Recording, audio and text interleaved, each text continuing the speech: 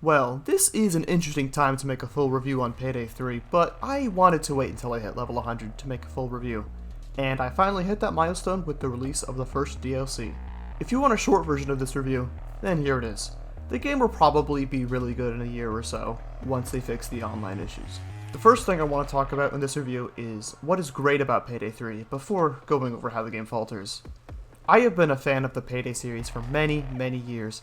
I got into Payday 2 during 2014 and have almost 2,300 hours in it now. I was there at the snowiest of peaks, and I was also there at its rockiest of bottoms. I think that the current state of Payday 2 is honestly quite shit, as the game is way more enjoyable with mods that restore older versions of the game, or complete overhaul mods, like that one that I mentioned that one time. Payday 3 to me has what I liked about Payday the Heist and early Payday 2. Back before health regen and overpowered perk decks, the game was a semi-grounded, although very arcadey, co-op shooter. It had the perfect blend of seriousness and stupidity, along with player skill and RPG elements. Payday 3 is quite similar in those aspects. You can't play like an idiot and just run the open and kill everything like you can in 2, but you still have enough fun with the RPG mechanics to make you feel like a powerhouse with bottomless magazines and endless grenades. I do like how the RPG mechanics have a little bit of skill requirements, like you have to be constantly scoring headshots and getting kills to keep up your buffs, unlike some other skills in Payday 2, like Inspire and Jokers, which have no skill requirements and are just brain dead and overpowered. The guns feel great to shoot, especially the DLC guns, but I think the fact that DLC guns feel so good is evidence of something I will touch on a bit later. The movement is way better in my opinion. I find sliding around and mantling to be consistent, and it keeps up the flow of combat. Unreal Engine is infinitely better than the Diesel Engine, which was honestly the worst thing about Payday 2. If Payday 3 was just copy-pasted Payday 2 but on Unreal, I would have been happy, but the new gameplay additions make it feel like the next step forward instead of just a lazy copy-paste. The heists are all great. They feel like real proper heists, and unlike a lot of the original Payday 2 heists where you just enter a building and leave with bags. I will say that the heists could use more RNG elements, as they can get a bit samey. Some heists to learn from would be First World Bank, where the different spawns for the vault entrance can completely change how the heist is played, adding a bunch of replay value. Overall though, with the exception of just that one objective, I think all the heists are very well designed. Under the Surface is a great stealth heist, Rock the Cradle just oozes with style, and Touch the Sky is a nice close quarters environment that reminds me of the Diamond. Oh, and speaking of stealth, that is the system that has improved the most. I honestly don't get how people like Payday 2 stealth. I think it's one of the worst parts of the game. But Payday 3 has improved stealth to be, at times, even more enjoyable than loud. It reminds me of Hitman. The social stealth is great, and these menus and cutscenes aren't helping. But yes, stealth in Payday 3 is the single most improved upon aspect. I think some things still could use some work, like the lead guard. There should be some way to not have to instantly restart if spotted by him, or maybe make him spotting you harder, like his radio constantly emits a noise or something, so you can always hear him, so it doesn't feel super shitty when you just turn a corner and he just happens to be there, so you have to restart your stealth run. On the note of restarting, at first I was against seeded RNG, but I have come to appreciate it.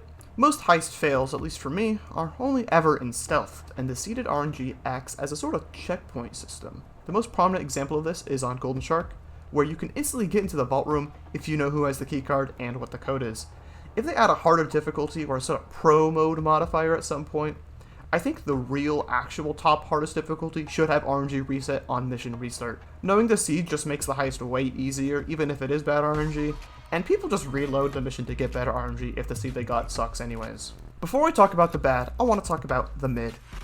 And the first mid thing in this game are the cosmetics. Other than the first Tailor Pack outfits, the default outfits and masks are the best. The unlockable outfits are okay, and they went the route of a few cosmetics but with many variants, but I just wish there were more color options, or they'd let us pick the colors ourselves. And all of the launch-based masks aren't great, the customization isn't super good, and I just use the default mask basically all the time. Coloring weapons is a lot better than it was in 2, although it was kind of a lie that you could color each part individually. You have to get like the really high level patterns and then color each part individually with that. I think it would just be better if it was you could color each part individually baseline. C-stacks are an okay idea. I think they work fine, but it feels kind of bad just looking at the currency broker and realize it would just be better to wait to buy C-stacks when the price goes down. I do appreciate the attempt at making money more valuable again, as I can say I have actually ran out of money a few times, unlike in Payday 2. The challenge system also just barely escapes the bad category and enters the mid category. The reason for this is that challenges are no longer required to level up, but they still are how you're mostly gonna level up. The fact I only got to level 100 when they added a bunch of easy challenges from the new content shows that the challenge system is flawed. But at least it works good enough that if you play the game, you still feel like you're earning, even if the challenges themselves are a poorly implemented addition. I think the challenge system will be way better in the future when there's a bunch of challenges from a bunch of new content, so you don't really ever have to grind.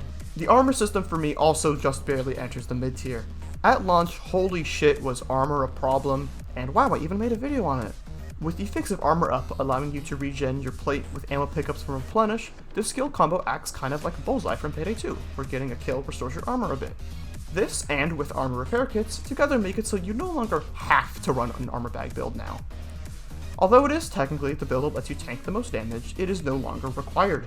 Every deployable has their use now, even if the medic bag is still the worst and it's only ever used for restoring charges of last man standing. Ammo bag, grenade builds, and sentry builds have always been good, but now that you no longer have to use armor bags to regain armor, they are better than ever. I view it similarly to using doctor bags in Payday 2, as they allow you to recover from taking a bunch of damage, and you can go entire heights without needing them, but it is better safe than sorry, so usually at least one person still brings them. Armor and skills are very related, so the skill system also enters the mid tier. I do like this system, I just think there needs to be more skill lines.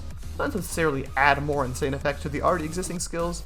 Things like Hacker, Grifter, Enforcer, and Manipulator are already really good, and I think they are great examples for how much a skill line should give you. I think there should be more skills that do things similarly to the top tier skills, but in different ways. Add another skill that can give you armor penetration on your guns, so not every loud build runs cutting shot, as it is basically the only skill in the game that directly increases your damage. I think there should also be another way to partially regen armor plates other than plate up, so there's more variety in playstyles and skill variety. One skill I personally want is a skill that can make getting human shields a bit easier. Maybe for the eventual melee focus skill tree, you can melee a SWAT and then human shield them. My last mid note is the performance. Quick PSA, if you're playing this game on Steam and are having performance issues, enter DX12 in the launch options. This forces the game to run at DirectX 12 instead of 11, which runs way better. However, this is not officially supported and has the occasional graphical error, but I would rather have the game run at like 100 more frames per second than take the occasional slow loading light effect. The big issue with it not being supported is the fact that before Update 3, Turbine Station crashed on DX12. If this issue persists with new content in the future, that content will be borderline unplayable for many people until it is fixed. My PC isn't super amazing, but it very easily stomps the minimum and recommended requirements, and only runs the game on DX12 at around 40 FPS, even on lowest settings. DX12 runs smoothly, but the fact it isn't officially supported shows sometimes. Now, we are at the bad. Honestly, most of my issues with this game have been fixed, and there's only really one issue left with this game, but it's a big one. Not just any big one, the big one. Always Online is the only thing keeping this game from being great. Well, kinda. Truthfully, it's the fact that the game was rushed, and the publisher sucks. It's very clear that the devs were rushed and released this game before they would have liked to.